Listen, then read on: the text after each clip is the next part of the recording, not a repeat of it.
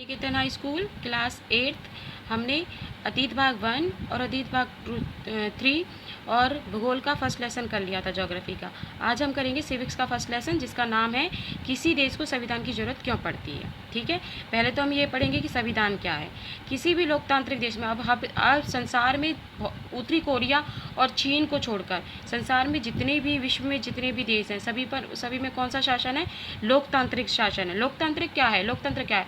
लोकतंत्र की परिभाषा होती है कि जनता के द्वारा जनता का शासन, कि जनता अपना प्रतिनिधि चुनती है और वो क्या करती है, उससे देश के शासन को वो सरकार जो है वो चलाती है।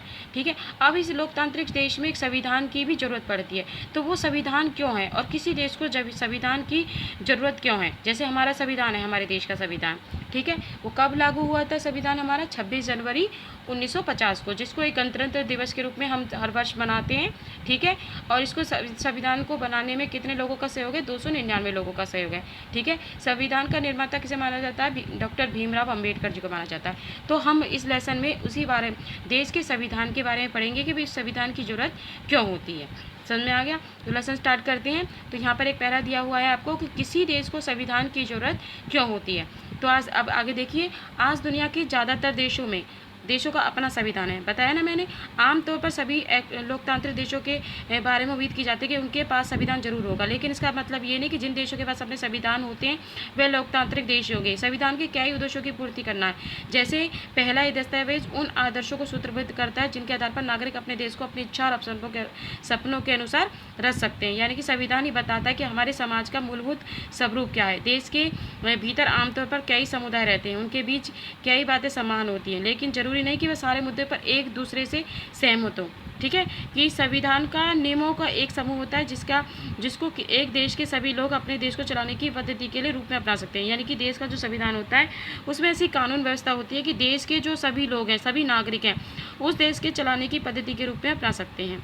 इसके जरिए वह न केवल तय करते हैं कि सरकार किस तरह की होगी, बल्कि उन आदर्शों पर भी एक साझी समझ विकसित करते हैं कि जिनकी हमेशा पूरे देश में क्या की जानी चाहिए, रक्षा की जानी चाहिए। समझ में आया? अब जैसे ये पैराग्राफ दे रखा है कि 1934 में भारतीय राष्ट्रीय कांग्रेस ने, ठीक है, जब तक हमारा देश आज़ाद नहीं हुआ था, भारतीय राष्ट्रीय कांग्रेस ने संविधान सभा के गठन की मांग की। भाई संविधान सभा बननी चाहिए। तो पहली बार अपनी एकत्रित नीति में शामिल किया गया। केवल भारतीयों को लेकर बनने वाली एक स्वतंत्र संविधान सभा की ये मांग दूसरे विश्व युद्ध के दौरान और तेज हो गई। ठीक है, दिसंबर 1946 में संविधान का सभा का गठन किया गया और उसमें क्या था कि 1946 से 1949 के बीच संविधान सभा ने एक स्वतंत्र भारत के लिए एक संविधान का एक प्रारूप तैयार किया। 150 साल की अंग्रेजी हुकूमत के बाद भारतीयों को आखिरकार अपने नियमित और भविष्य तय करने का मौका मिला। तो संविधान सभा के सदस्यों ने स्वतंत्रता संघर्ष से उपजे महान आदर्श को ध्यान में रखते हुए इस संविधान को गंभीरता से अंजाम दिया और संविधान सभा के कामों के बारे में इसी अध्याय में पढ़ेंगे हम। ठीक है, तो ये देखिए, अब पढ़े जैसे यहाँ पर है, ये इस पर पढ़िए। इन बातों का क्या मतलब है कि समझाने के लिए आई दो बिल्कुल अलग अलग परिस्थितियों पर गौर करें कि संविधान क्या समझिए। दोनों घटनाओं को भारत की उत्तरी और पश्चिमी स्थित नेपाल के ताजा इतिहास की घटना पढ़ते हैं। यानी कि किसके इतिहास की घटना पढ़ेंगे? नेपाल के। समाचार पत्रों के माध्यम से ऊपर दी गई खबर बताएगी कि नेपाल के लोगों ने हाल में एक अंतरिम संविधान की मंजूरी दी है। सवाल यह उठता है कि नेपाल में पहले से संविधान था तो उस संविधान की जरूरत क्यों पड़ी? भाई पहले ही जब संविधान है उस देश में तो अब नए संविधान की क्यों जरूरत है? इसका कारण यह था कि कुछ समय पहले नेपाल का एक राजतंत्र देश था, यानी राजतंत्र देश में भी संविधान था। वह राजा का शासन था। 1990 में बना नेपाल का पिछला संविधान इस सिद्धांत पर आधारित था कि शासन का सर्वोच्च सत्ता राजा के पास रहेगी। नेपाल के लोग कई दशक से लोकतंत्र की स्थापना के लिए जन आंदोलन करते जा रहे थे। इस संघर्ष के फलस्वरूप 2006 में आखिरकार उन्हें राजा की सत्ता को खत्म करने में कामयाबी मिल गई। अब नेपाल के लोग लोकतंत्र के रास्ते पर चलना चाहते थे। ठीक है, इसके लिए उन्हें एक नई संविधान की चाहिए थी। पिछले संविधान को इसलिए अपनाना चाहते थे क्योंकि उसमें वे आदर्श नहीं थे। वह नेपाल के लिए चाहते कि उनके से जिनके लिए लड़ते हैं रहे। जिस तरह एक फुटबॉल के खेल में नियम बदलते ही खेल बदल जाता है, उसी प्रकार नेपाल का राजतंत्र भी जगह लोकतांत्रिक शासन व्यवस्था चलने के कारण अपने सारे नियम बदलने होंगे। भाई अब राजतंत्र तो समाप्त हो गया, तो अब नेपाल की जनता चाहती थी कि भाई लोकतंत्र शासन हो रहा है तो अब जो है भारत उसका संविधान भी बदल देना चाहिए।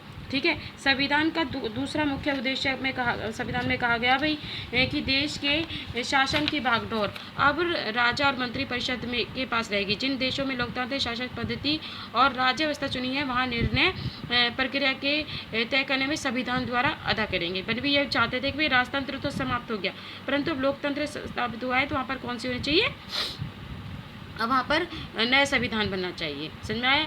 लोकतंत्र में अपने नेता खुद चुनते हैं ताकि हमारी ओर से जनता जमींदारी का जिम्मेदारी संभाल सके। चुनते हैं ना, हम वोट डालते हैं तो हमारे प्रतिनिधि चुने जाते हैं जो देश के शासन को चलाते हैं। ठीक है, अब इसके लिए इस तरह विकृतियों का बचाव संविधान में मिलता है। राजनेता द्वारा दुरुपयोग से लोगों के साथ भारी अन्याय हो सकता है। अगर वो जो प्रतिनिधि है अगर दुरुपयोग करेगा अपनी शक्तियों का तो जनता के साथ एक अन्याय हो सकता है। इसके लिए हम एक उदाहरण पढ़ते हैं। ये देखिए, एक क्लास का एक उदाहरण देकर समझाया किस तरह से अपनी कक्षा का सुरेश अपनी कक्षा का मॉनिटर है, वह दिगम किस्म का है, यानी कि लड़ाकू टाइप का है लड़का था। उसके सहपाठी भी उसे पसंद नहीं करते थे। क्लास टीचर श्रीमती राव, जो उनकी क्लास टीचर है, राव अचानक किसी काम से बाहर जाना चाहती है। अब सुरेश को सब बच्चों का ख्याल रखने के लिए बोलकर चली जाती है। सुरेश मौके का फायदा उठाता और इनको तंग करने लगता है। अनिल, आज मैं राव मैडम से तुम्हारी शिकायत करने जा रहा हूँ, लेकिन मैंने क्या है।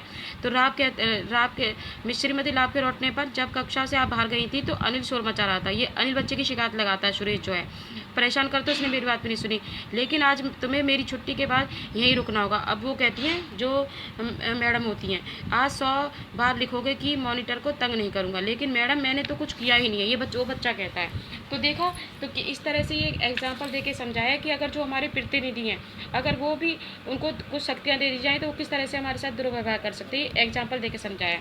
लोकतांत्रिक समाजों में संविधान ही ऐसे नियम तय करता है जिनके द्वारा राजनेताओं की सत्ता के द्वारा दुरुपयोग को रोका जा सकता है। भारतीय संविधान में ऐसे बहुत सारे कानून मौलिक अधिकार को खंडन किया जाता है। कितने मौलिक अधिकार हैं हमारे? 6 मौलिक अधिकार हैं। ठीक है, तो इसमें जैसे क्लास 7 में आपने चैप्टर पढ़ा था कि ओम प्रकाश वाल्मीकि के अनुभवों के बाद याद है कि इस अध्याय में बताया गया कि ओम प्रकाश को दलित होने के कारण, ओम प्रकाश के बारे में पढ़ा था ना आपने कि वो दलित वर्ग का था, तो उसके साथ क्या किया गया था, उसके साथ भेदभाव किया गया था कि भारतीय संविधान देश के सभी व्यक्तियों को समानता के अधिकार देता है। तो हमारा संविधान कहता है कि धर्म, नस्ल और जाति, लिंग और जन्मस्थान के आधार पर देश के सभी नागरिकों के साथ भेदभाव नहीं किया जा सकता। इसके साथ समानता के अधिकार ही भारतीय का संविधान का क्या है, मौलिक अधिकार है। कि भाई किस तरह से मौलिक अधिकार में सभी के साथ क्या किया जाएगा, भेदभाव नहीं किया जाएगा, समानता का व्यवहार किया जाएगा। ठीक है, आज के लिए इतना ही। नेक्स्ट पार्ट हम अगली क्लास में पढ़ेंगे, परंतु उससे पहले सभी बच्चे इस लेसन को अच्छी तरह से रीड करेंगे। ठीक है, थैंक यू।